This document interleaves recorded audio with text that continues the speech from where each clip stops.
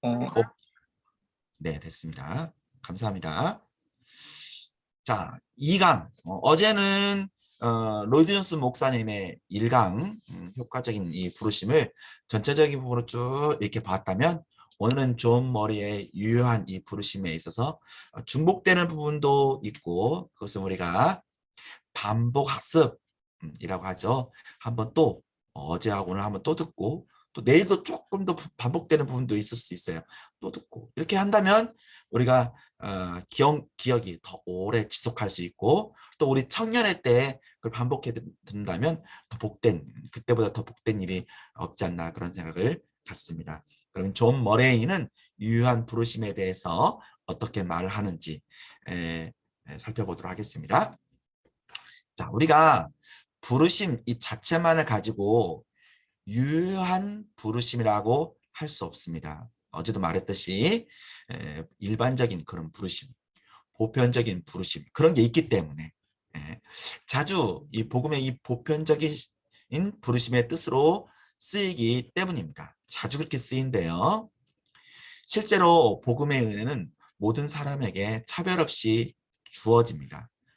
보편적으로 모든 사람에게 수고하고 무거운 짐진 자들아 다 내게로 오라. 이거는 이 보편적인 부르심이에요. 주님의 모든 사람에게 차별이 없이 당시에 유대인이 됐든 또 헬라인이 됐든 당시 가난한 자가 됐든 부자가 됐든 율법주의 가운데 있든 아니면 다른 사상 가운데 있든 어쨌든 다 내게로 오라. 주님께서 그렇게 말씀하셨죠. 자, 복음을 통해 하나님의 은혜가 차별 없이 주어지는 것이 사실이지만 이 교리를 말할 때는 항상 하나님의 은혜, 뭐라고요? 하나님의 은혜와 관련해서 우리가 생각을 해야 돼요. 효과적인 이 부르심을 얘기할 때는 그것은 하나님의 은혜야. 우리가 지난 시간에도 봤었고 오늘도 이따가 볼 거예요. 근데 물론 절대적인 주권 아래에서의 하나님의 은혜이지만 그렇다고 해서 이 인간의 이 책임이 없다, 완전히 빠져 있다 이렇게 보지도 않아요.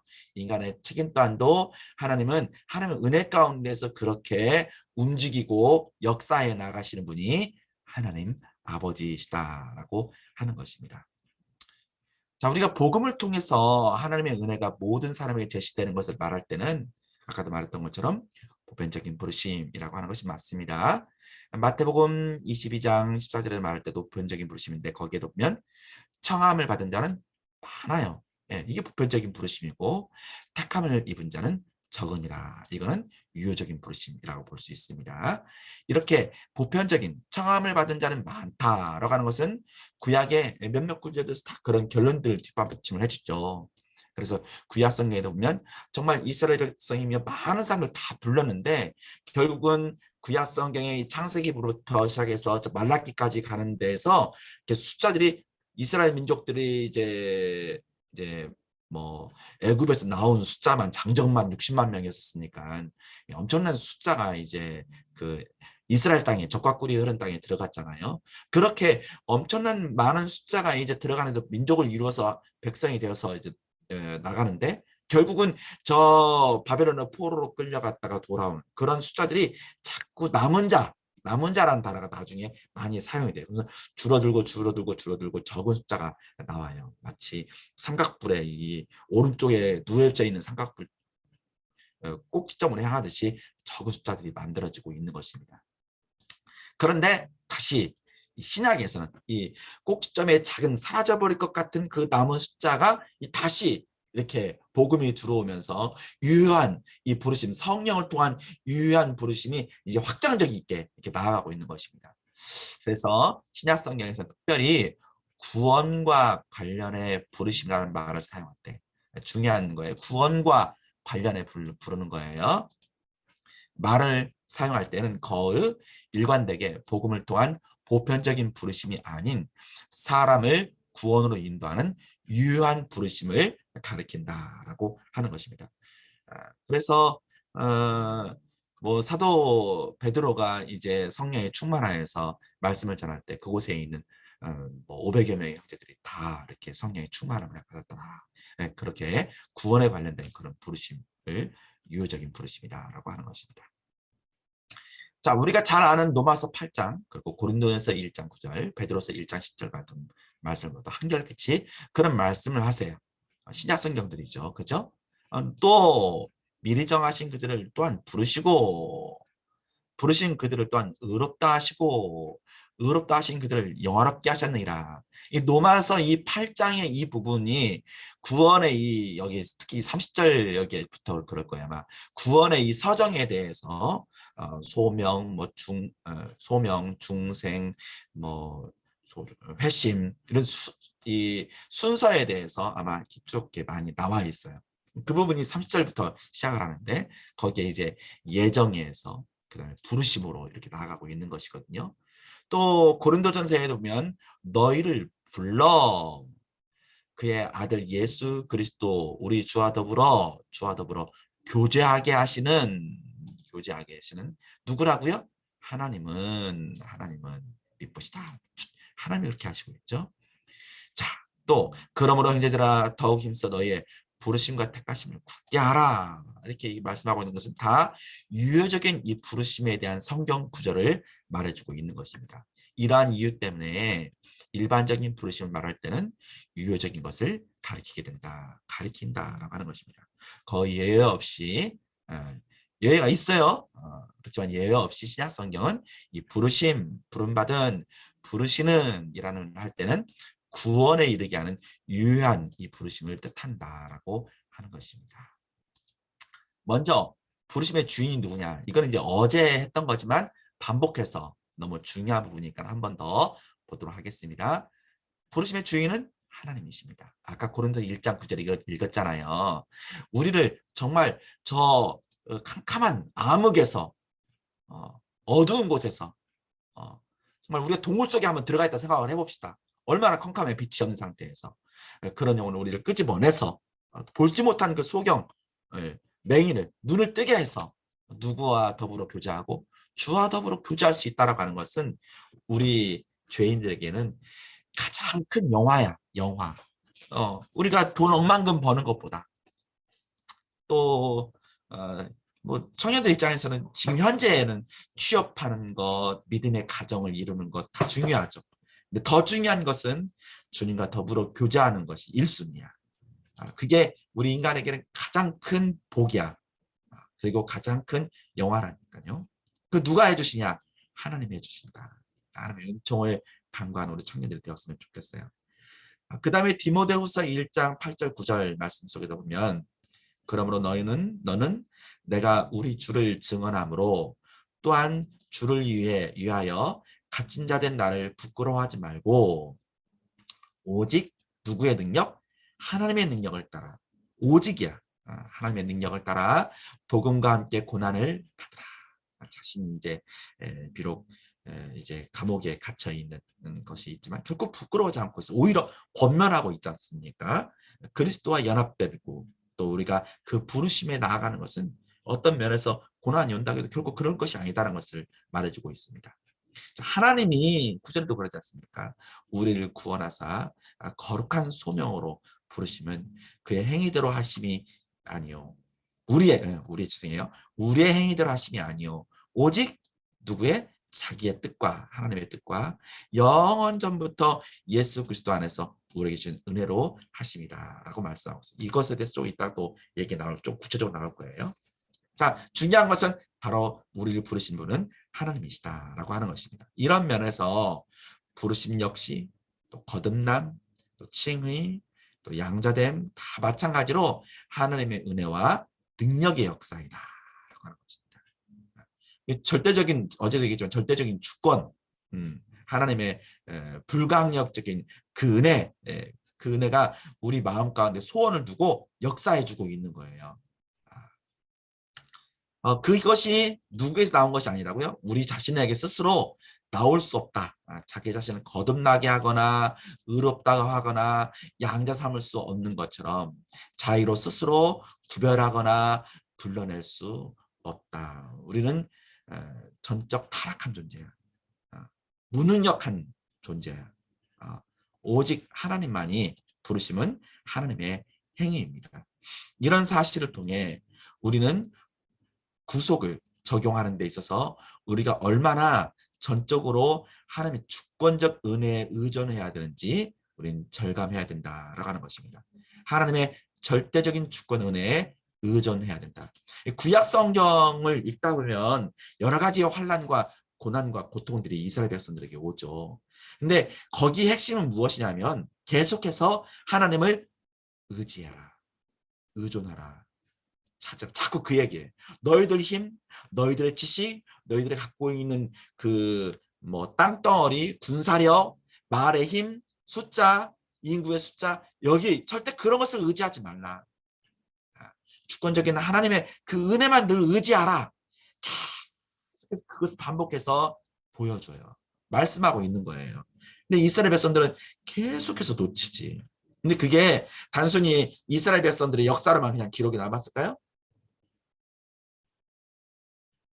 우리도 마찬가지. 자꾸 우리 힘으로만 우리가 뭘로 갖고 있는 걸로만 무언가 될 수 있는 것처럼 하지만 그러면 하나님이 다 뺏어갈 수도 있어요.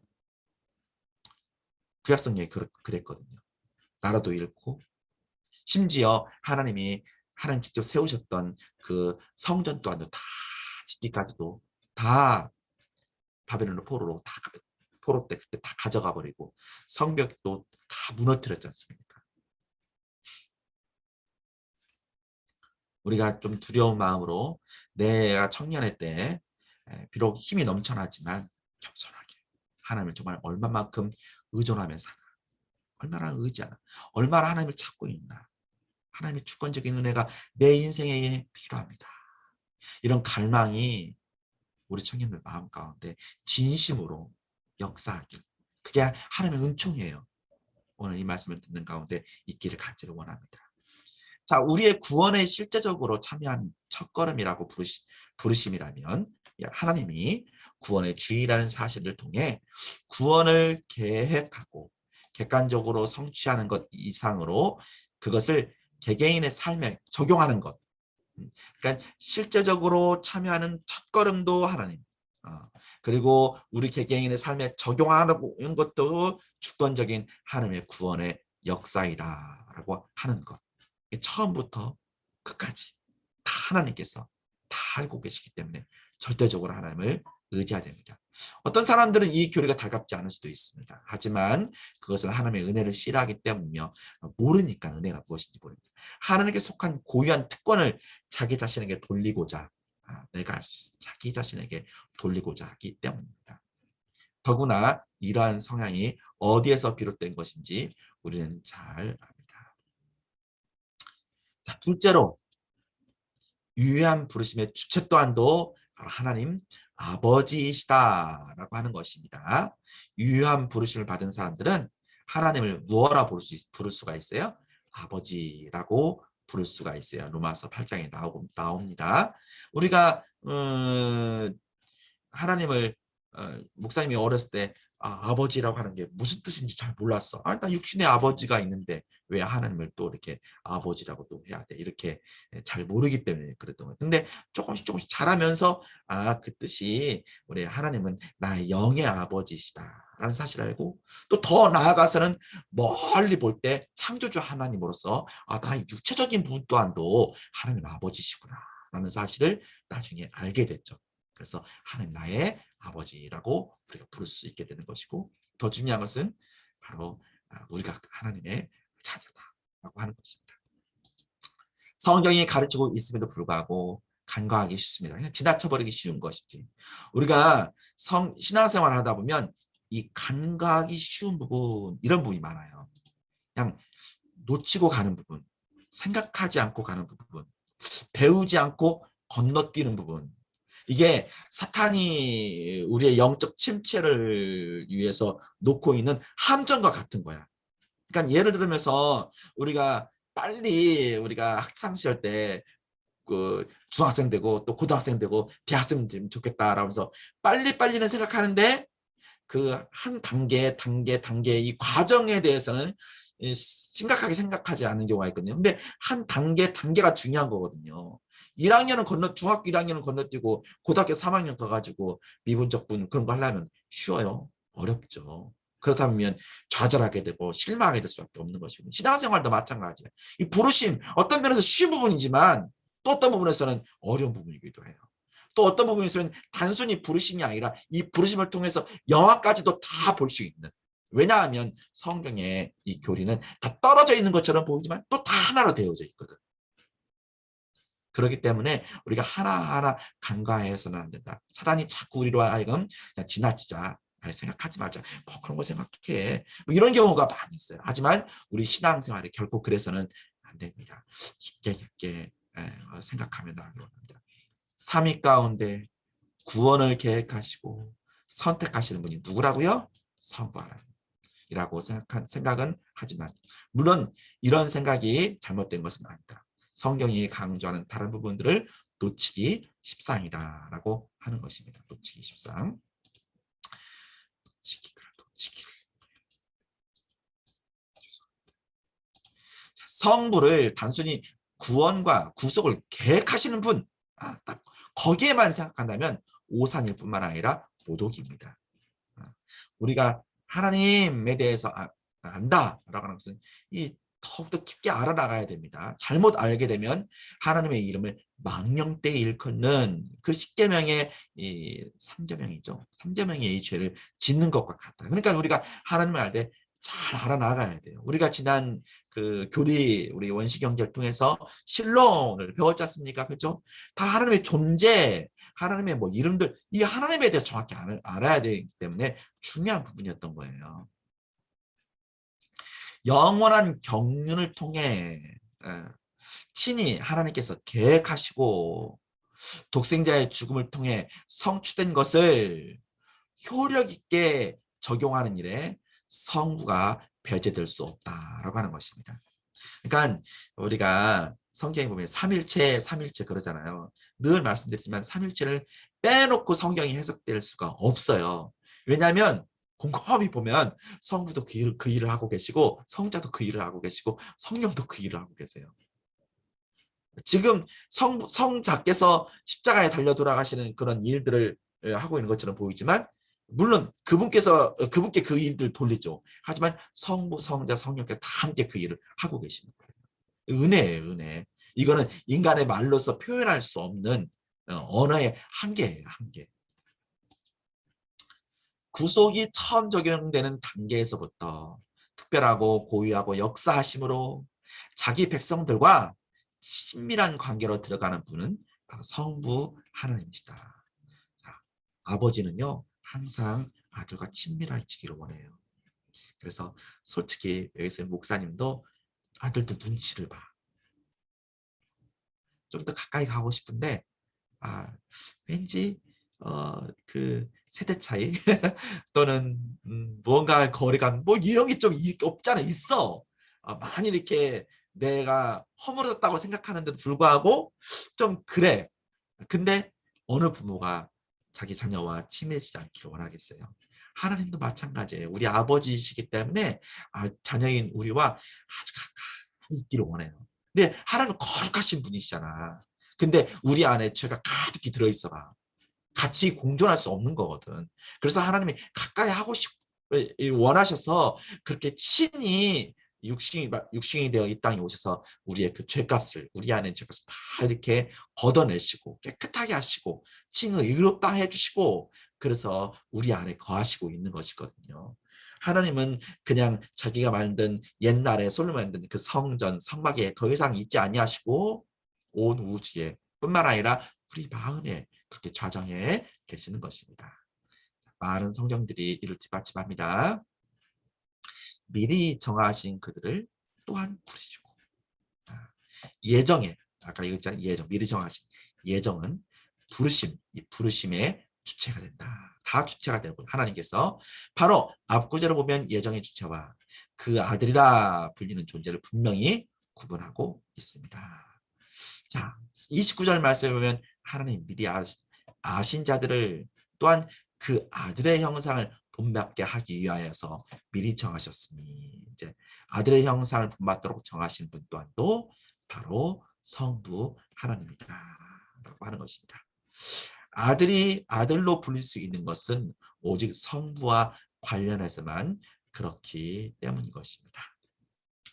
너희를 불러 그의 아들 예수 그리스도 우리 주와 더불어 교제하게 하시는 하나님은 미쁘시도다. 고린도 1장 9절에 바울의 말에서도 같은 말을 할 수 있는 것이 부르심의 주체, 바로 부름받은 이들이 교제에 참여하는 대상인 아버지와 아들로 분명히 구분되고 있다라고 하는 것입니다. 신약 성경에서 하나님이라는 이름으로 자주 일컬어지는 삼위중의 일격을 가리키고 있습니다. 다른 본문들도 동일하게 이 사실을 가리키고 있는데 아까 읽었던 디모데후서 1장 9절 거기에서도 가리키고 있고요. 또한 요한일서 3장 1절에도 보면 보라 아버지께서 어떠한 사랑을 우리에게 베푸사 하나님의 자녀라 이렇게 일컬음을 받게 하셨는가. 우리가 그러하도다. 그러므로 세상이 우리를 알지 못함은 그를 알지 못함이라.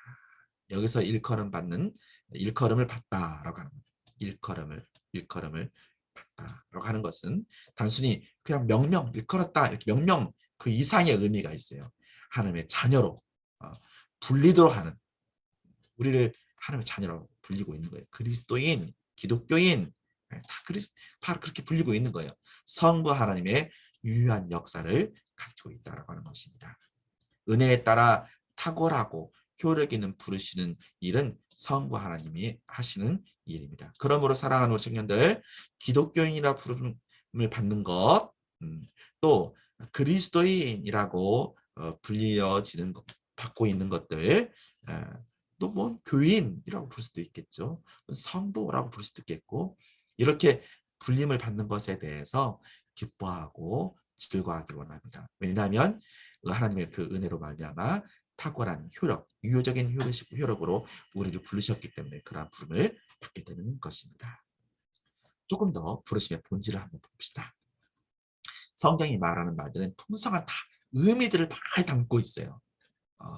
우리가 거듭남이라고 해서 지난 동계 시간에 봤는데 다 본 것이 아니야. 아직도 더 많아. 얼마나 풍성한 의미가 있는지 몰라. 부르심 또한도 마찬가지야. 단순히 뭐 이렇게 거기서 끝나는 것이 아니에요. 수완하다라고 하는 이 원래의 말에 더 가깝다고 해요. 그러면 그것이 무엇이냐? 하나님께서 자기 백성을 불러 구속에 참여하는 역사, 그렇게 할 수밖에 없도록 소환하는 행위예요. 어떻게 하면 좀 봅시다. 하나님에 의한 소환이기 때문에 유효한 소원입니다. 분명한 거죠. 하나님이 소환하고 계시기 때문에. 자, 하지만 우리는 일상에서 소환은 그렇게 효력이 있는 말이 아닙니다. 법원에서 영장을 발부해서 소환 명령을 내려요. 그렇다고 피소환자가 항상 법원에 출두하는 것은 아니에요. 전두환 나오라 이게 많이 소환장을 보냈죠. 근데 많이 거부했죠. 어쩔 수 없이 마지막에 가서 이렇게 한번 놓아주고 들어와주고 막 그랬죠. 예. 소환을 받은 사람의 능력과 의지에 따라 다릅니다. 어쩔 수 없이 소환에 응해야 한다 하더라도 이 또한 소환장을 발부한 주체와의 강제력에 따라서 달려지기도 해요. 하지만 하나님의 부르시는 것은 전혀 다릅니다. 하나님으로부터 소환은 효력이 있어요. 그렇게 부르심을 받은 사람은 즉시로 그리스도와의 교제로 안으로 들어가게 된다. 즉시 그리스도와의 교제 안으로 들어가게 된다라고 하는 것입니다. 하나님의 부르심은 결정적입니다. 하나님의 주권인 능력과 은혜로 반드시 이루어지는 바로 은혜의 부르심입니다. 주권적인 능력으로. 어제 얘기했죠? 천지를 창조하신 능력이라고. 에베소서 1장 9절 10절 그 천지를 창조하신 하나님께서 독생자 아들을 죽으셨지만 다시 살리시는 부활에도 올라오신 역사를 첫 열매가 되셨죠. 그럼 우리 또한도 천지를 창조하신 하나님께서 말씀으로 빛이 있으라라고 하는 그 능력이 우리에게도 예수 그리스도를 믿는 자들에게 예수님이 첫 열매가 되고 우리는 두 번째 열매들이 되는 것이죠. 그래서 다시 이렇게 빛이 있으라라고 했던 것처럼 그 하나님의 창조의 권능에 의해서 구원받는 그런 사람들이 되게 된다고 하는 것입니다. 하나님은 없는 것을 있는 것부터 부르시는 하나님이십니다. 그게 창조예죠. 자, 로마서 4장 17절에도 기록된 바 내가 너를 많은 민족의 조상으로 세웠다 하신것 같으니 그가 믿은 바 하나님은 죽은 자를 살리시며 창조주 하나님입니다. 없는 것을 있는 것으로 부르시는 이시니라. 하나님의 이 부르심에는 이런 효력과 짝을 이루는 것이 바로 하나님의 불변성인데요. 바로 그 부르심에는 후회하심이 없느니라. 나를 한번 불러놓고는 하나님이 내가 잘못 불렀나? 이렇지 않는다라고 하는 거예요. 하나님이 우리를 부르시면은 결코 후회함이 없어요. 로마서 8장 28절에서 30절만큼 하나님의 부르심의 특징을 분명히 담고 있는 말씀도 드물어요. 그러니까 이 로마서 이 8장 말씀을 중심으로 여기 28장 여기 중심으로 해서 이 부르심에 대한 이 강의와 설교들이 많아요. 하나님의 뜻하신 대로 이루어진 이 부르심은 하나님이 미리 아심에서 시작해 영화의 성취되기까지 중단 없이 계속해서 연쇄적 사건들의 중심에 자리하고 있다라고 하는 것입니다. 하나님의 뜻대로 이루어지는 부르심의 의미입니다. 감사하죠. 자, 유효한 부르심이 성도의 견인을 보증하고 있다라고 하는 것입니다. 이 부르심이 성도의 안전한 뜻과 은혜에 뿌리박고 있기 때문입니다. 그래서 우리가 철로 역정에 보면 존 버년의 철로 역정에 보면 크리스찬이 이제 순례의 길을 떠나잖아요. 근데 중간에 어떠한 함정들도 있고 또 사탄의 그런 꾀임도 있고 또 불화살의 또 공격도 있고 그렇지만 결국은 하나님께서 그를 저 천성으로 인도하잖아요. 그게 단순히 그 철로역정에 나와 있는 그 주인공 그 좀 크리스찬만 그런 것이 아니라 바로 우리들 또한도 그런 여정 가운데 아무리 있어도 궁극적으로는 그렇게 천국 하나님의 나라로 우리 인도하신다라고 하는 것입니다. 자, 하나님의 이 부르심은 존귀하고 거룩한 위로부터의 부르심입니다. 빌립보서 3장 14절에 보면 표대를 향하여 그리스도 예수 안에서 하나님이 어디에서 위에서 부르신 부름의 상을 위하여 달려가노라. 사도 베드로 바울이 하나님께서 자신을 부른 것은 위에서부터 불렀고 자기가 오직 믿음의 그 표대를 향해서 그 부르심의 상을 위해서 달려가고 있다라고 하는 것입니다. 자, 부르심의 그 시작과 목적이 그렇다라고 하는 것입니다. 긴박한 부르심입니다. 타락한 이 세상을 사랑하지 말고 이 부분 좀 잘 우리 청년들이 집중해서 좀 보았으면 좋겠어요. 이제 4쪽, 5쪽, 2쪽밖에 안 남았어. 6쪽은 조금밖에 아니거든요. 2쪽인데 조금만 집중해서 봤으면 좋겠어요. 비대면이기 때문에 아무래도 눈을 보고 하지 않기 때문에 우리가 정신력이 많이 흐트러질 수가 있습니다.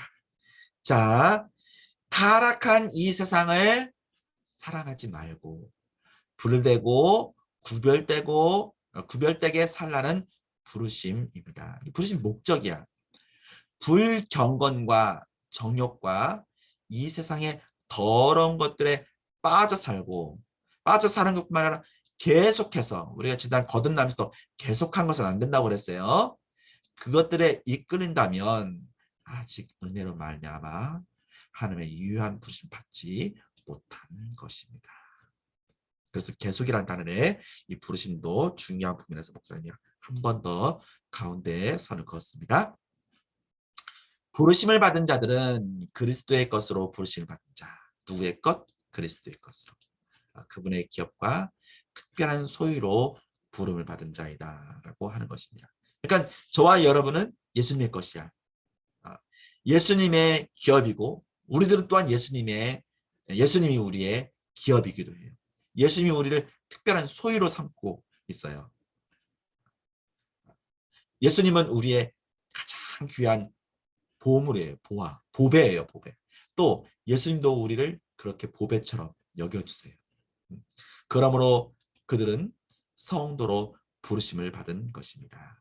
로마서 1장 6절에서 7절 말씀을 보면 너희도 그들 중에서 예수 그리스도의 것으로 부르심을 받은 자니라. 예수 그리스도의 것으로 이렇게 얘기하고 있지 않습니까?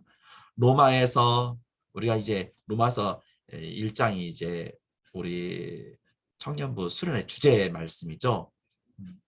함께 읽었으면 좋겠는데 또 그럴 수가 없으니까 사도 바울이 로마서를 딱 시작을 하면서 로마에 있는 교회에 편지를 보내면서 너희도 그들 중에서 예수 그리스도의 것으로 부르심을 받았다. 로마에 많은 사들이 있지만 너희도 그리스도의 것으로 딱 부르심을 받았다. 로마에서 하나님의 사랑하심을 받고 성도로 부르심을 받은 부르심, 성도로 부르심, 하나님 그리스도의 소유 기업이에요. 모든 자에게 하나님 우리 아버지와 주 예수 그리스도로부터 은혜와 평강이 있기를 원하노라라고 로마 서두를 사도 베드로가 쓰고 있는 거예요. 누구에게? 성도로 부르심을 받은 자들에게 쓰고 있다라고 하는 것입니다. 그러면 오늘날 그 당시에는 로마에 있는 성도지만 오늘날의 성도로 부르심을 받은 자에게 이 로마서의 말씀이 꼭 필요하다라고 하는 거예요. 꼭 필요하고 그렇게 기록하고 있는 거예요. 자, 부름받은 자들은 삶의 행위를 통해 자기가 가진 부르심의 어떠함을 나타내야 한다. 이것이 어제 이제 노이든스 목사님이 얘기하기를 뭐라고 됐냐면 삶의 형태가 달라지고 있음을 말해주고 있는 거예요. 예전에 어둠 가운데 있는 그 삶의 형태와 그다음에 하나님의 부르심을 받고 난 다음에 형태가 달라지는 거예요. 목적도 우리 인생의 목적도 우리가 즐거워하는 것도 또 우리가 슬퍼하는 것도 다 부르심 이전과 이후가 달라지는 거예요. 어떤 것이 가치가 있고 어떤 것이 가치가 없고 이런 것들 또한도 부르심 받기 이전과 이후는 완전히 달라져요. 우리는 허탄한 어둠의 일을 그쳐야 합니다. 하나님의 부르심에 필연적인 의무들이 있습니다. 하나님의 부르심은 주권적이고 효력이 있는 것이라는 사실이 인간의 책임을 완화시키고 있는 것은 아니다라고 하는 것입니다. 오히려 더 분명히 한다라고 얘기를 하고 있어요. 형언할 수 없는 은혜의 크기로 책임은 또한 더욱 커지고 있는 것입니다. 바울이 에베소 교회에 편지를 쓰고 있는데 그러므로 주 안에 갇힌 내가 너희를 권하노니 너희가 부르심을 받은 일에 합당하게 행하여 라고 이 에베소 교회에 그렇게 편지를 쓰고 있어요. 부르심을 받은 일에 합당하게 하여. 그러니까 하나님이 우리를 불렀다면 아까 얘기했던 것처럼 세상을 살아가지 말고 구별되게. 그리고 불경건과 정욕 가운데 더러운 것에 빠져 계속해서 이끌리지 말고 성도로 부르심 받은 자답게 생활할 것을 말해주고 있는 것입니다. 자, 부르심의 방식에 대해서 한번 봅시다. 지각과 어떻게 우리를 부르시는지 그 방식. 내일 이 방식이 아주 구체적으로 내일 이제 10시 반에 폐 예배와 함께 제3강이 있는데 이 소요름답 산문을 통하여서 어떻게 우리를 부르셨는지 그 과정을 아주 면밀하게 잘 보여주고 있어요. 그거를 내일 더 깊게 볼 것이고요. 오늘 큰 그림으로만 얘기하면 그 지각과 지혜를 가지고 어떤 일을 할 때 보통 계획과 의도를 가지고 그렇게 하지 않습니까? 우리가 일반적으로. 예를 들면 집을 지을 때도 건축업자가 그냥 막 아무렇게나 집을 짓는 것이 결코 아니에요. 오늘 우리 청년의 부장 선생님이 설계도를 먼저 설계사니까 설계를 하거든요. 양평에 가면 스벅이 있어요. 목사님도 한번 개인적으로 가봤는데 이 강변가에 건물이 얼마나 잘 지어져 있는지 몰라요. 근데 아무런 재료나 갖다가 막 붙이고 이렇게 한 게 아니에요. 설계를 우리 부장 선생님께서 잘 읽고 그 설계대로 여기는 유리, 여기는 뭐 시멘트, 여기는 어떤 타일, 여기는 무슨 색깔 다 그렇게 설계에 따라서 하고 하지 않습니까? 우리 청년들 오늘 아침에 나올 때 옷을 입은데 어떤 옷을 입어야 할 것인가? 여름 무엇인가? 지각과 지혜를 가지고 생각을 했을 거 아닙니까? 하나님은 우리를 부르실 때 더더욱 그래요. 우리를 부르실 때. 집행자로서 하나님은 그분이 작정하신 계획을 완벽하게 어, 완벽하게 이루시는 분이 하나님입니다. 그래서 작정이란 영원전에 그리스도 예수와 나누신 하나님의 은혜와 뜻을 말한다라고 하는 것입니다. 자, 디모데후서 1장 9절 아까 얘기를 했었는데 이 작정과 함께 어떻게 우리를 부르시는지 그 방식을 먼저 봅시다. 먼저 분명한 목적이 있는 부르심이다. 목적 없이 그냥 부르는 건 없지. 하나님이 이사야를 부를 때에도 모세를 부를 때에도 또 아브라함을 부를 때에도 또 요셉과 또 다니엘 뭐 호세아 뭐 다 부를 때 그냥 부른 게 아니야. 목적이 있기 때문에 불렀지. 하나님이 사람을 부르실 때는 아무렇게나 그냥 벼랑간 그냥 뜬금없이 그렇게 한 거 아니에요. 영원 전부터 뭐라고요? 영원 전부터 하나님 이 부르심에 전념하였다. 아까 여기 영원 전부터 이렇게 되어 있지 않습니까? 그러니까 하나님이 우리를 부르실 때 2000년 우리 청년들이 2000년생인가? 우리 수아가 2000년생이니까 아무튼 그 어간에 있는 우리 청년들이 태어나겠다 하고 그냥 아무렇게나 태어난 것 결코 아니에요. 하나님이 영원 전부터 이미 그것을 작정을 하셨어요. 분명한 목적을 갖고 하나님께서 여러분이 이 땅에 태어나게 하셨단 말입니다. 그냥 그리고 나의 태어남에 우리 인생의 이 본질을 정체성을 하나님이 나를 영원 전부터 참 부르셨구나. 여기에 정체성과 목적이 있어야 돼. 그래야지 우리 인생의 길이 흔들리지가 않아. 자꾸 인본주의에 자꾸 다른 생각들을 제기하기 때문에 자꾸 무너지지. 힘들고 어려우면 목적을 못 잡고 방향을 못 잡고 가게 되는 거예요. 근데 하나님께서 영원 전부터 우리를 부르셨다라고 하는 것에 전념해야 합니다. 그렇기 때문에 부르심의 역사가 일어난 시간과 환경은 바로 하나님의 뜻과 경륜에 따라서 지금 이 올해에 또 누가 태어나겠죠. 그런 것처럼 그렇게 정해져 있다고 하는 것입니다. 둘째로 이것은 영원한 부르심이다. 아까 얘기한 것처럼 시간상에서 실제로 주어지는 은혜와 관련된 하나님의 생각과 목적과 관심이 영원 전부터 있어 왔다는 이 놀라운 사실을 충분히 여러분 누리고 있습니까? 누려야 됩니다. 감사해야 되고 또 기뻐해야 되고 어떤 인생에 있어서 힘든 일을 와도 당황하지 마세요. 왜냐하면 그곳에 하나님의 목적이 있을 것이니까. 하나님의 목적대로 우리를 부르셨기 때문에. 목사님이 여기에 있는 것도 하나님의 목적이 있기 때문에 하나님이 있는 거예요. 우리 청년부가 이렇게 다시 만난 것도 한도 하나님의 목적이 있기 때문에 그런 거예요. 하나님 나를 목사님을 이렇게 훈련시킨 것도 다 목적이 있기 때문에 그런 거예요. 영혼에 대한 이해가 없는 우리로서는 영혼을 제대로 그려볼 수 없습니다. 홀로 영원하시는 하나님만이 영혼을 제대로 아십니다. 이 영혼에 대한 생각을 해보려고 할 때마다 자신의 이해의 한계를 절감하고 영혼은 우리가 도무지 헤아릴 수 없는 것이라는 사실을 새삼 깨닫는 것도 바로 이때입니다. 라고 하는 것입니다. 그렇다고 하더라도 계속해서 생각해야 할 것이 바로 영혼이다. 이해의 한계를 절감할수록 하나님의 영원하신 뜻과 은혜에 더욱 우리는 탐복할 수 없기 때문이다. 라고 하는 것입니다. 첫 번째 하나님의 부르심은 분명 목적 있는 부르심이고 그런 방식으로 불렀고요. 영원부터 바로 우리를 영원하게 부르시고 있고 또 어디에서 그리스도 안에서 정해졌다라고 하는 것입니다. 영원전부터 예수 그리스도 안에서 이 그리스도가 없으면 우리 빠지게 되지. 없는 거야. 그리스도 안에서 우리 부르시거든요. 이 구절은 전반부는 성도를 부르시는 탁월하고 혈력 있는 부르심의 주체가 하나님이라는 사실을 가리키고 강조합니다.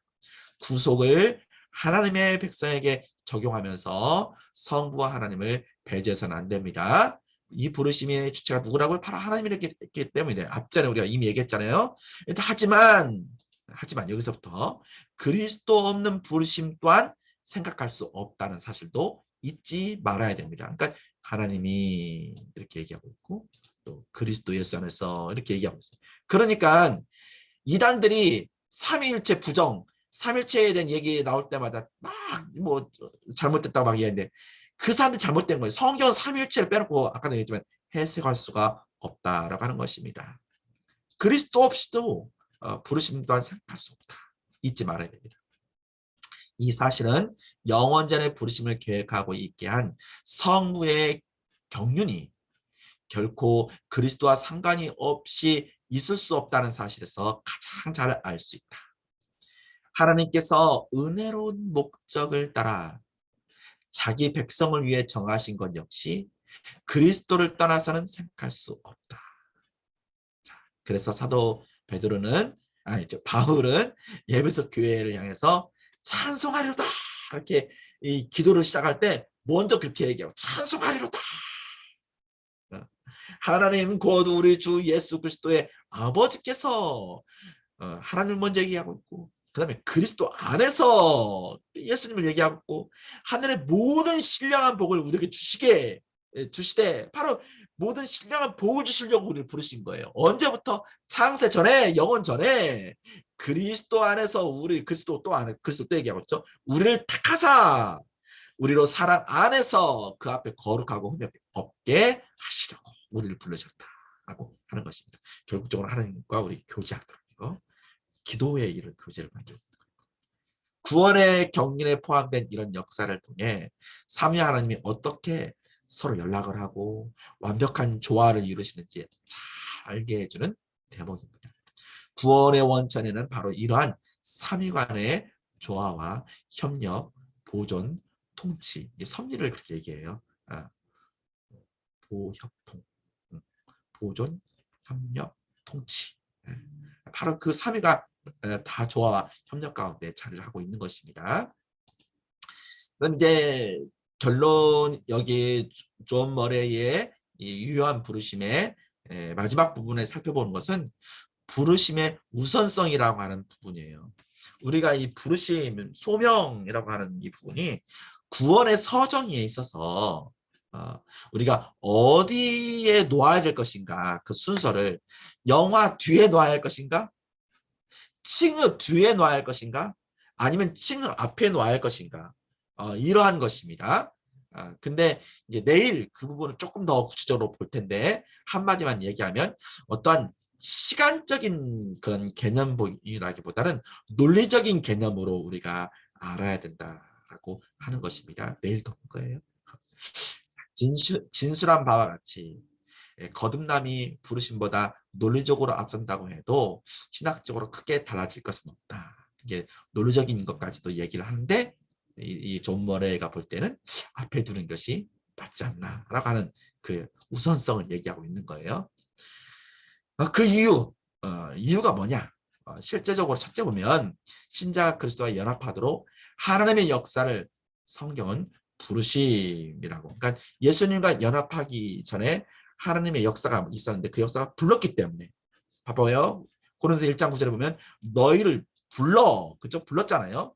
그 다음에 그 아들 예수 그리스도 우리 주와 더불어 교제하게 하기 위해서 우리를 불렀다. 앞에 두고 있다.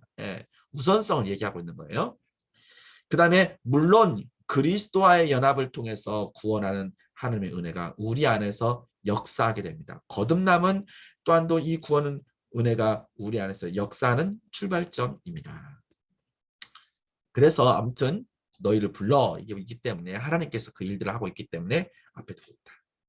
또 부르심은 하나님만이 주권적인 행위이기 때문에 부르심 받은 사람의 마음의 생각과 의지와 반응에 따라 부르심을 정의해서는 안 된다. 앞전에 것들 조금 정의하는 부분이 없잖아 있습니다. 그렇다면 우리가 하나님의 부르심에 합당하고 필요한 이 반응을 보일 수 있도록 우리 내면에서 이루어진 하나님의 은혜 역사를 거듭남으로 이해하는 것이 더 타당합니다. 결과적으로 새로운 출생은 부르심 이유. 우리의 반응 이전에 일어난 역사라고 할 수 있습니다. 근데 내일 또 얘기를 해보면 알겠지만 이것이 순간적으로 한꺼번에 다 오는 우리 형제들도 있고 아니면 좀 건너뛰어서 이렇게 천천히 오는 청년도 있어요. 때로는 이렇게 조금 이렇게 바뀔 수도 있는데 여기 존 머리는 조금 더 주장을 하기를 앞에 두고 있는 거예요. 우리 교단 신학도 소중회 하니까 소명, 중생, 회심, 소명을 앞에 두고 있어요. 거듭남은 하나님의 부르심과 부르심을 받은 사람의 반응을 이어주는 고리이다. 고리. 셋째, 왜 부르심이 앞에 있었냐?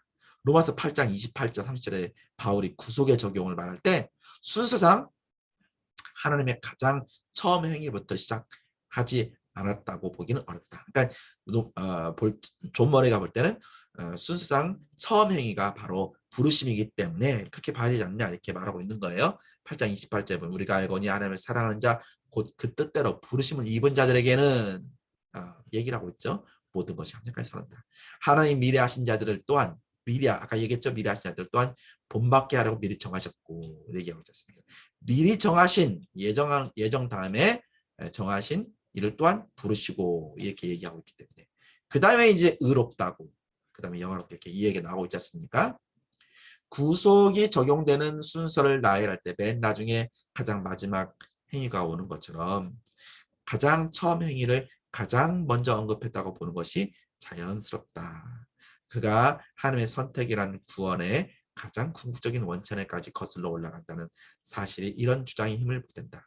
미리 정하신 그들을 또한 부르시고 하면서 구속이 적용되는 시점까지 거슬러 가기 때문이다. 그렇다면 부르심이 구속 쪽의 처음 행위일 것이다. 이렇게 존 머레이 얘기하고 있습니다.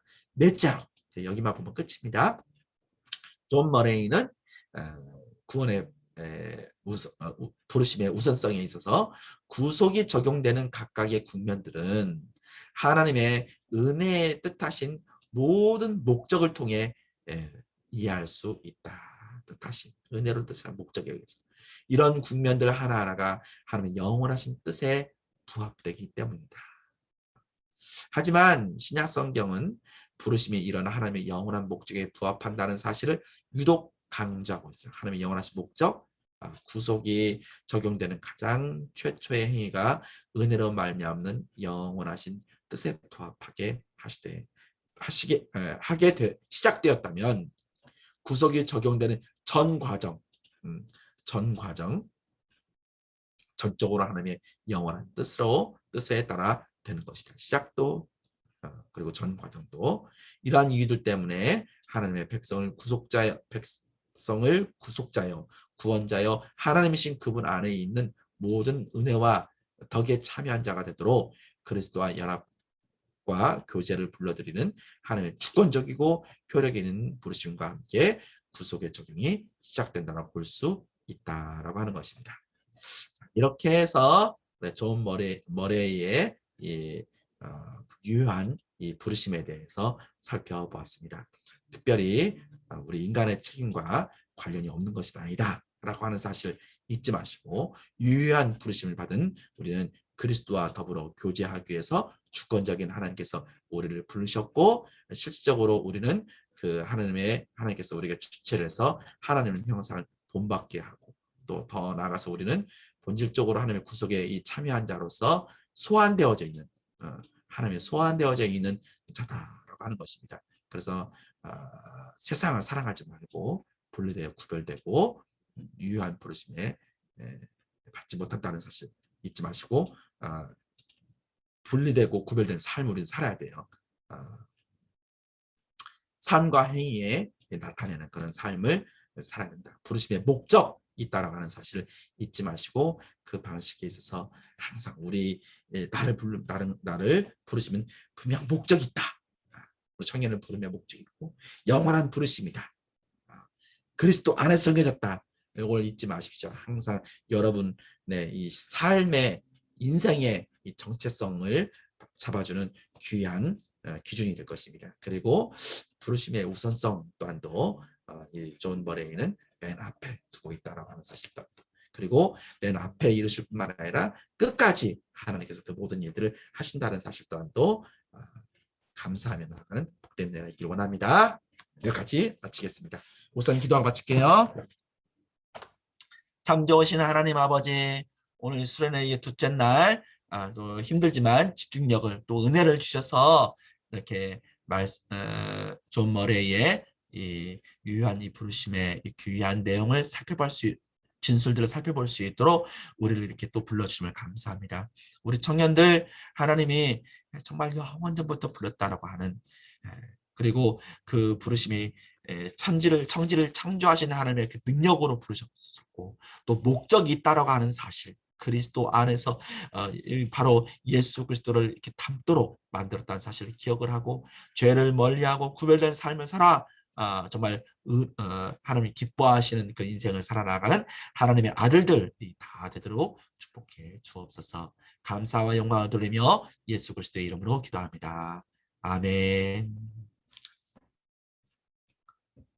네, 이것으로 마쳤습니다. 광고 우리 네, 광고는 별다른 건 없고요. 내일 폐회 예배는 10시 반에 진행되니까요. 다들 내일 폐회 예배까지 잘 참석해 주시면 감사하겠습니다. 바로 그 전체 모임 진행할 건데요. 전체 모임은 오늘은 소그룹 따로 방 맞는지 않고 여기서 바로 진행해도 될 것 같아요. 여기서 바로 진행하는데 어제 오늘 말씀 들었던 걸로 성경 퀴즈 대회를 할 거거든요. 네, 그런데 이제 저희가 성경 퀴즈 대회를 만들었는데 그 목사님이 이제 말씀 나눠주신 본문을 기준으로 했고 주로 말씀 위주가 많아요. 그래가지고 저희가 이미 말씀 퀴즈가 많아가지고 본문을 따로 공유를 해드리지는 않았거든요. 그래서 말씀은 그 인터넷으로 검색하실 수 있고 그 외에 다른 본문에서 이제 목사님이 언급하셨던 신학적 용어들은 잘 들으신 거를 기준으로 맞춰주시면 되겠습니다. 네. 다들 너무 기대되신다고요? 그러면 바로 이제 그 화면 공유해 주시면 진행하도록 하겠습니다. 네. 복수 퀴즈를 시작하겠습니다. 와! 네. 그 먼저 첫 번째 문제인데요. 첫 번째 문제는 연습 문제로 한번 먼저 해 볼까요? 그리스도인들은 세상의 영을 받지 않고 오직 땡땡을 받았기 때문에 하나님께서 우리에게 은혜로 주신 것들을 알 수 있다. 너무 어렵나? 성령. 몰라. 성경? 어. 아니 이번에 그 한거를 기준으로요. 그리고 오늘 이 성경 퀴즈 대회는 그 조별로 카운팅을 해가지고 그 조별로 시상을 하려고 해요. 개인 시상은 따로 없고. 네, 그거는 참고해 주시면 감사하겠습니다.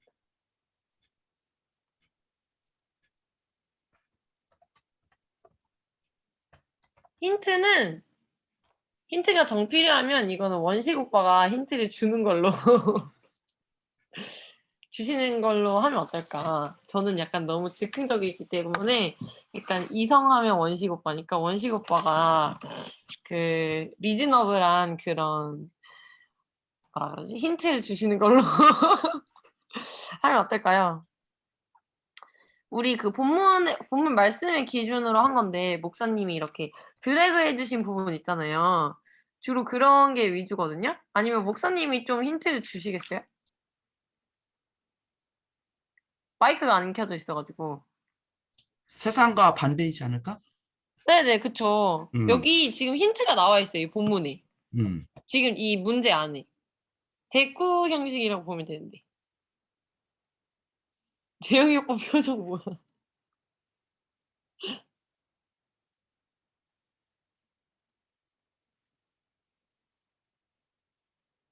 모르시나요? 아, 네. 그 그리스도인들은 세상의 영을 받지 않고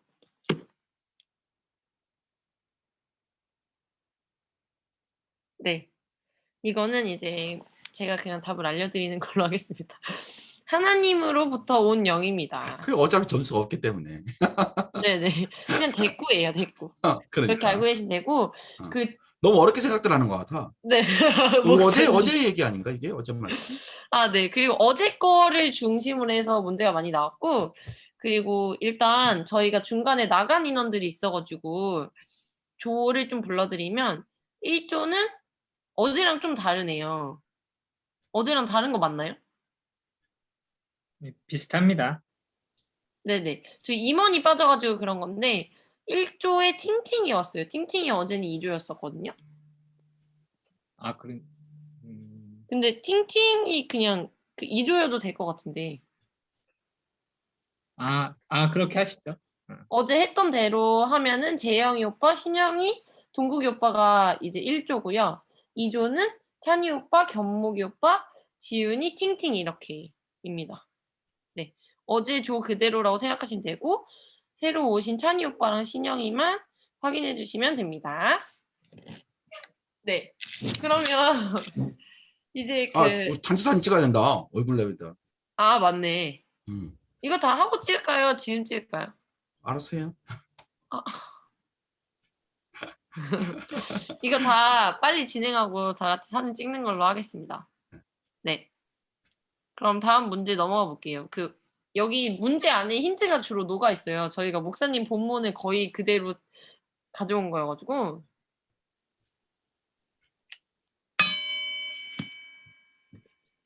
네. 이거는 목사님이 계속 말씀하셨던 거거든요. 저희 이번 주제가 부르심이잖아요. 근데 부르심에도 종류가 있다고 그 목사님이 언급하셨는데 우리는 어떤 부르심을 받았기 때문에 신약 성경에서 신약 네네. 성경에서 얘기할 때 오늘 맨 처음 시작할 때 했던 내용. 얘기하면 되나요? 네네, 얘기하면 돼요. 유효한 부르심? 딩동댕 정답. 맞습니다. 지윤이 역시 모범생이에요. 네. 네, 부르시는 방식은 어디 안에서 정해진 걸까요? 이거는 되게 당연한 거여가지고 유치부 때부터 배웠던 그런 거를 막 던지시면 맞출 수 있을 것 같아요. 자, 신영 씨. 던져보세요. 어렵게 생각하면 안 될 것 같아. 문제가 되게 단순하거든요? 하나님, 아, 계속해보세요. 아니죠? 이제 본문에서 발췌한 거여가지고. 비슷하잖아요. 비슷하잖아요. 네, 그리스도예요. 네, 이 문제는 패스하는 걸로 하겠습니다. 네. 그리고 이건 베드로서 1장 10절인데 이건 스피드 게임이네요. 먼저 빨리 검색하는 사람이 없을 것 같은데 이거는 좀 쉬워가지고 커닝페이퍼 안 해도 할 수 있을 것 같기도 해. 또 이 부르심과 택하심. 네, 딩동댕 정답입니다. 견목이 오빠 맞나요? 네. 맞습니다. 좋은 집에 살고 있는 견목이 오빠가 맞히셨습니다. 네, 효력 있는 부르심은 모모고 모모인 부르심입니다. 뭐지? 이게 야박이가 어제 참석을 못해가지고 좀 어려울 수도 있겠다. 맞아요. 저한테 불리하잖아요, 이거. 좀 당연한 그런 퀴즈가 나올 때 방금처럼 맞추시면 돼요. 네. 뭔 말인지 알겠죠? 효력 있는 부르심은 우리가 어제 계속 얘기했는데 우리 개인적으로 봤을 때를 말하는 거거든요.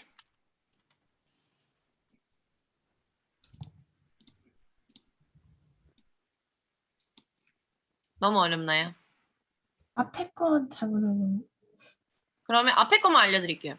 효력 있는 부르심은 내적이고 모모인 부르심입니다. 아우, 저 내적 생각했는데. 아, 그래? 내적이고 또 어떤 거 막 아 진짜 제가 강력한 힌트 하나 드릴까요? 효력 있는 네. 부르심은 내적이고 외향적인, 육적인 부르심은 누구야? 저 영, 외향적인, 오 종국이 오빠! 오 종국이 오빠 대박! 딩동댕 정답입니다. 오 종국 종국이 오빠 맞추셨고요. 네 다음 네 마태복음 22장 14절.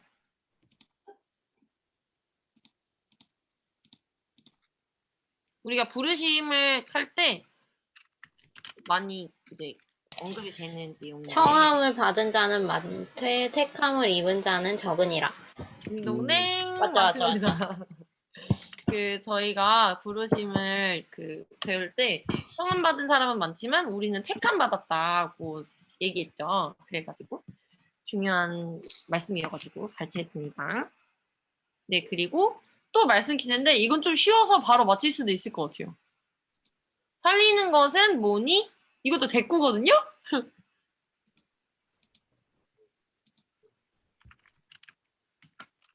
영인이 네 딩동댕. 그 다음 생명이라. 딩동댕 정답. 아, 네. 모범생 지훈이가 하나 더 맞추셨습니다. 네. 1번 이렇게.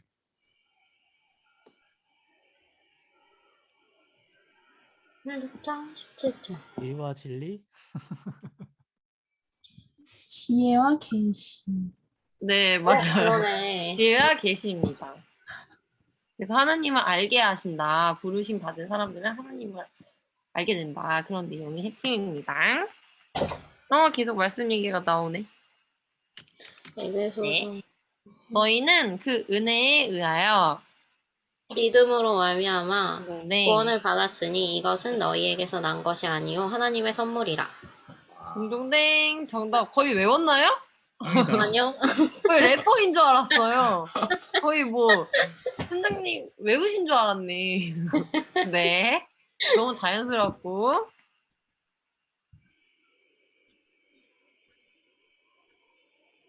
전서 1장 5절. 복습한다고 생각하시고 다들 같이 이거 보시면 좋을 것 같아요. 능력과 성령과 큰 확신으로 된 것임이라. 맞아요? 네, 한번 말씀을 한번 쭉 다 읽어주시겠어요? 네, 이는 우리 복음이 너희에게 말로만 이른 것이 아니라 또한 능력과 성령과 큰 확신으로 된 것임이라. 우리가 너희 가운데서 너희를 위하여 어떤 사람이 된 것은 너희가 아는 바와 같으니라. 네. 그래서 우리가 부르심을 받을 때 뭔가 이제 하나님이 우리를 막 수동적으로 생각하지 않으셨다는 거를 말하는 것 같아요. 네. 네.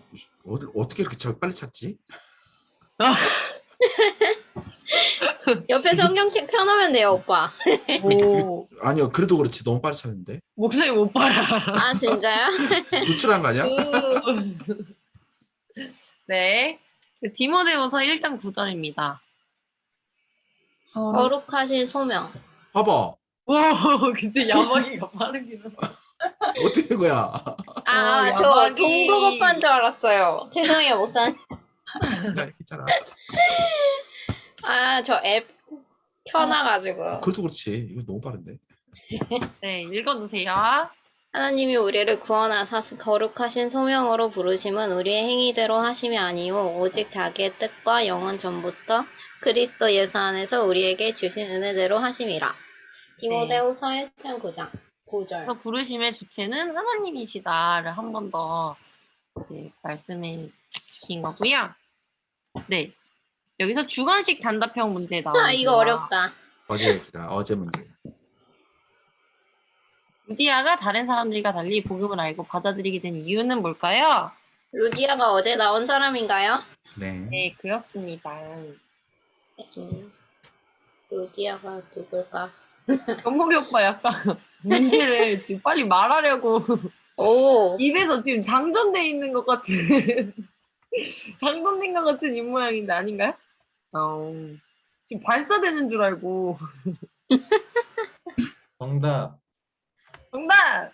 하나님께서 그 마음을 열어주셨다. 오호. 딩동댕! 오. 역시 오. 주관식에 강하신 순장님입니다. 오. 네, 딩동댕. 야, 근데 이게 문제 출제한 사람으로서 약간 좀 조마조마감이 있네요. 아무도 안 맞추면 어떡할까 이런 마음이 부담이 되네요. 꼭 맞춰주신 모든 분들께 감사하다고. 네, 딴소리고요. 네. 복음을 통해 하나님의 은혜가 모든 사람들에게 제시되는 것을 무엇이라고 하나요? 이거는 초반에 나왔던 내용이거든요. 부르심의 개념을 이렇게 알려주실 때 나왔던 내용인데 일반 계시. 외적인 부르심. 오, 똑똑해. 맞나? 목사님 이거 맞췄다고 해도 되는 거 아닌가요? 그러니까 네네. 정답은 저희가 생각했던 정답은 보편적인 부르심인데 외적인 부르심과 같은 내용이어가지고 정답으로 하겠습니다. 네, 엄청 쉽다. 부르심의 주인은 누구인가요? 하나님. 하나님. 어요. 정신가요 이거? 동시야. 네. 0.5점씩 주시는 건가요? 아니요, 비디오 1점이죠. 들어갈게요. 온전한 1점을 각 저에게 드리도록 하겠습니다. 근데 이걸 뜬다면 뭐 줘? 조회? 네? 조회 뭐 줘? 저희가 이번에 참조금이 많아가지고 저희가 원래는 이제 부르심에 응답하는 기도의 컨셉을 두고 기도할 때 필요한 아이템들을 예를 들면 기도할 때 꼭 필요한 뭐 다니엘 알람 시계 뭐 이런 거 생각했는데 약간 선물이 업그레이드 될 것 같아요. 이번에 어허. 참조금이 장난이 아니어갖고 어허. 그래서 선물은 추후에 공지. 뭐 기도할 때 필요한 거 혹시 뭐 생각나시는 거 있으시면 보내주시면. 기도할 때 스피커가 필요합니다. 아 스피커요? 아 하나님 음성을 듣기 위한 거. 네, 참고하도록 하겠습니다. 네, 실질적으로 신자가 그리스도와 연합하도록 하는 하나님의 역사를 성경은 무엇이라고 일컫나요?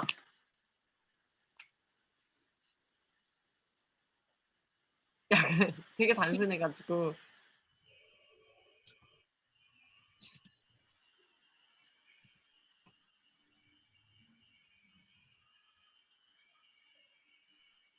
몇 글자예요? 이런 게 재밌지. 택하심. 아닌가? 오 비슷한데 아니에요. 비슷하구만. 택하신가 부르심 아닌가? 오 정동이 오빠 정답. 부르심. 이번 수련회의 주제를 명제적으로 쓴 것입니다. 네. 아 그런데 저희 대박인 게 있는데 제 문제를 다 풀었어요. 벌써?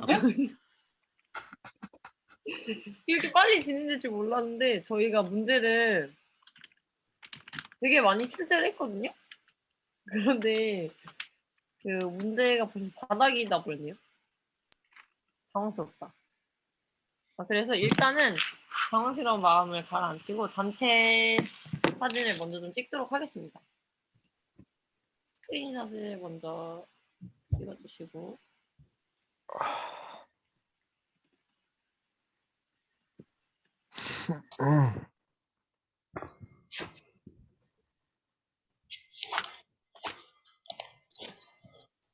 잘생겼네. 예쁘네. 선남선녀네 다들.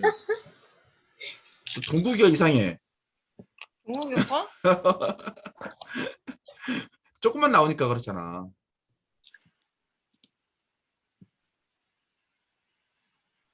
아 수지가 빠졌구나.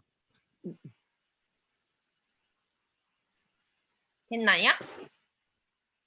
찍었어? 찬이 혁지진가 안 들었네. 승화하고 승현이 안 들었지. 자 누가 하나 둘 셋 해야지. 네. 투. 제가 할까요? 나도 가까이. 네. 오빠가 하나요? 은혜가 하나, 둘, 셋. 은혜가 해. 네. 다 같이 수학여행 모드 아시죠? 이거 뭐야? 이런 동욱이 거? 오빠는 수학여행 언제 갔는지 기억 안 날 수도 있지만 이런 거? 수학여행처럼 다들 각자의 모습이 돋보일 수 있게 찍어보세요. 하나, 둘, 셋. 됐나요? 찍혔나요? 누가 찍었어? 한 번 더 할까요? 찍었어요. 네, 한 번만 더 할게요. 제일 잘 나오는 사람이 선물 받기. 네. 하나, 둘, 웃기게 한 셋. 사람. 손가락 다친 거 봐봐. 네, 찍었어요. 네, 감사합니다. 감사합니다. 아, 감사합니다. 아, 네. 그래서 저희 오늘 이렇게 빨리 끝날 줄 몰랐는데,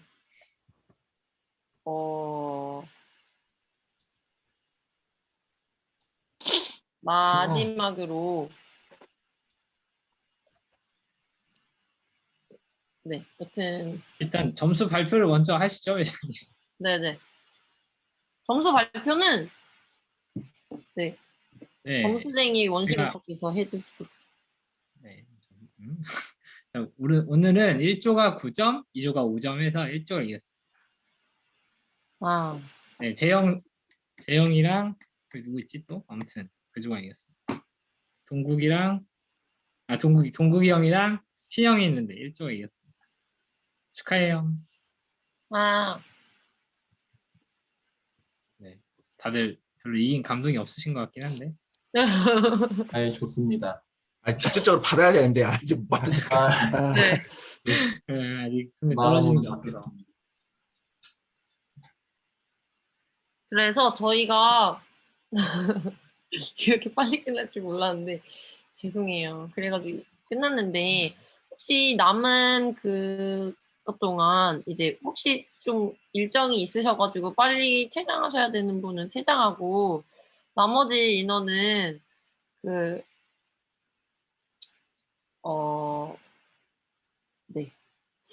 어제 했던 걸 한 번 더 하면 어떨까? 이건 그냥 킬링 타임용으로 생각 중인데 혹시 다들 아니면 다른 게임 할까요? 아, 네. 그럼 오빠가 진행해 주시나요? 아직 오빠 게임 게임왕 많이 제일 하잖아요. 오빠께서 진짜 게임 많이 하잖아. 순원에 대한 아낌없는 사랑으로 매주 게임을 준비해 주시는 재영 오빠가 재영이 또 게임 준비했나 보네 또. 맞아. 저희 순에서 저번 주에 했던 게임인데요. 그 오 이벤트남 굉장히 간단하면서 금방 할 수 있는 게임이죠. 네, 저희 빙고인데 조금 색다른 빙고 게임. 네, 저희 손은 다 아실 거예요. 저희 준비물이 그 종이랑 펜만 있으면 되거든요. 네, 지금 잠깐 네, 준비해 주세요. 네. 사야 되나요 종이?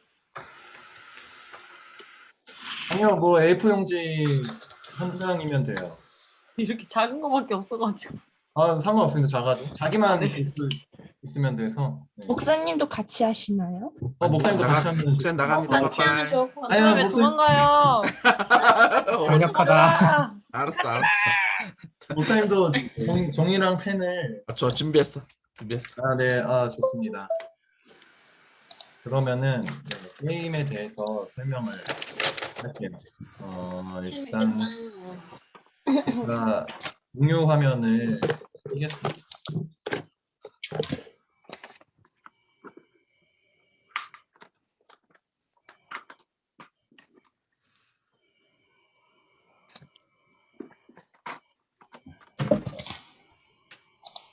이제 보이실 텐데, 일단 설명을 먼저 할게요. 네, 숫자를 1부터 8까지 크게 안 적어도 되니까, 네, 1부터 8까지 그 세로로 쭉 적어주세요.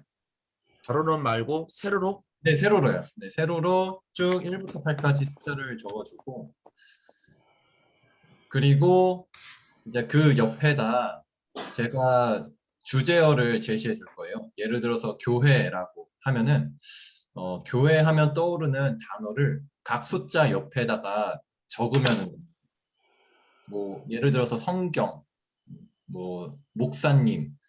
그래서 이제 떠오르는 단어를 이제 8개를 적겠죠. 그리고 한 명씩 돌아가면서 자기가 적은 거를 말할 거예요. 근데 여기서 이제 중요한 거는 아 겹치는 거. 네,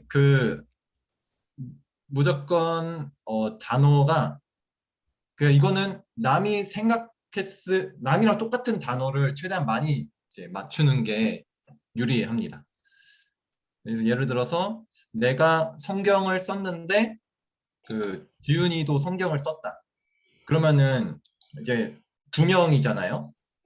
그러면은 둘 다 2점씩 이제 받아가는 거예요. 네. 근데 내가 성경을 썼는데 아무도 성경을 안 썼어. 그럼 나 혼자 1명이잖아요. 그러면은 1명일 때는 빵점이에요. 네, 점수가 없습니다. 1점이 아니라 빵점이라는 거. 그리고 나 포함해서 한 5명이 썼다. 그러면은 그 5명 전부 다 5점씩 이렇게 점수가 배분이 되기 때문에 최대한 남이 생각할 만한 똑같은 단어를 생각하셔서 적어 주셔야 됩니다. 그래야지 이제 점수를 이제 많이 받을 수 있고, 점수를 많이 받는 사람이 이제 이기는 게임이요. 굉장히 간단하죠. 네. 근데 이게 생각보다 단어 한 글자 한 글자 다 똑같아야 되기 때문에 생각을 잘 하셔야 돼요. 네. 이거는 게임은 설명은 간단하니까 이렇게 돌아가면서 하면 될 것 같고, 이렇게 정도만 설명하면 될 것 같고, 그러면은 주제어를 제가 얘기를 해볼게요. 주제어. 주제는 일단 지금은 한번 연습 게임을 해볼게요. 주제는 편의점입니다. 네. 자, 편의점. 편의점 하면은 떠오르는 단어를 각 숫자 옆에다가 적어주세요. 그럼 총 8개의 단어가 나오겠죠? 근데 최대한 다른 사람이 생각했을 것 같은 그거를 이제 적어주시면 됩니다. 네, 편의점 하면은 떠오르는 단어. 그거를 적어주세요. 네, 적을 시간을 한 5분 정도 드리겠습니다.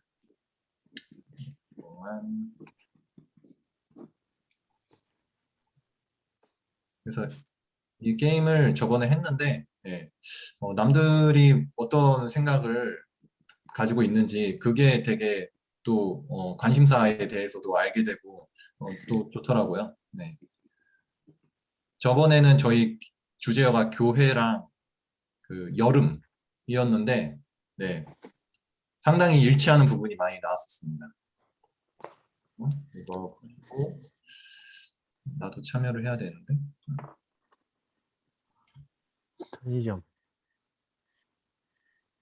네, 다들 편의점 하면은 뭐 생각나는 게 있겠죠? 네.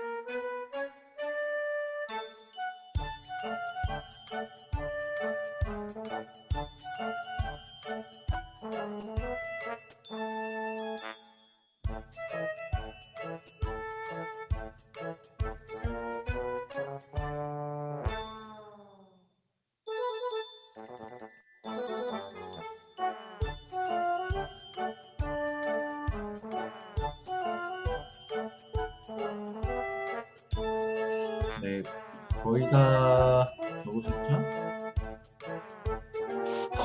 하나 남았다, 하나만. 아, 씨. 아, 역시 동국이 형 기대를 잘해주시네요. 자, 그러면은 천천히 적고 계세요. 제가 점수판을 보여드리겠습니다. 생각보다 어렵네. 네, 이게 생각이 안 나. 네, 글자가 네, 완전히 동일해야 되기 때문에 어렵습니다. 가장 근사치 값을 찾아야 할 거 아니야. 뭔 생각들 하고 있을까 뭐 이런 거지. 무슨 생각일까?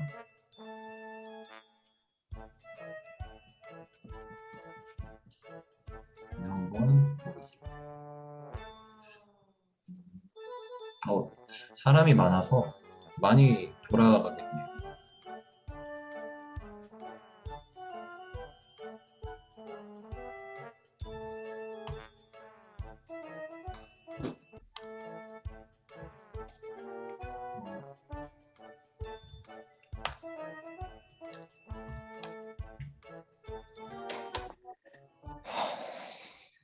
티가 나갔는데? 거의 다 했죠?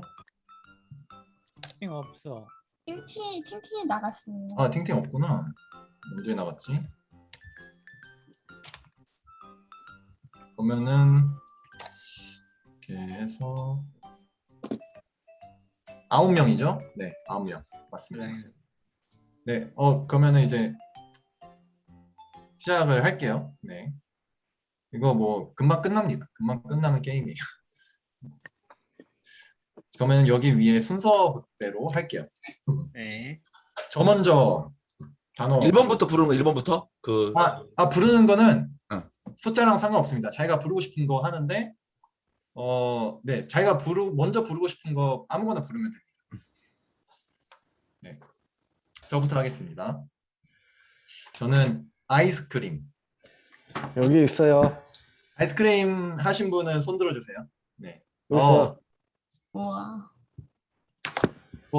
하나, 둘, 셋, 넷, 5명. 가영, 신영, 동국, 재영, 목사님. 네. 그러면 마켓이 더 그럼- 싸요.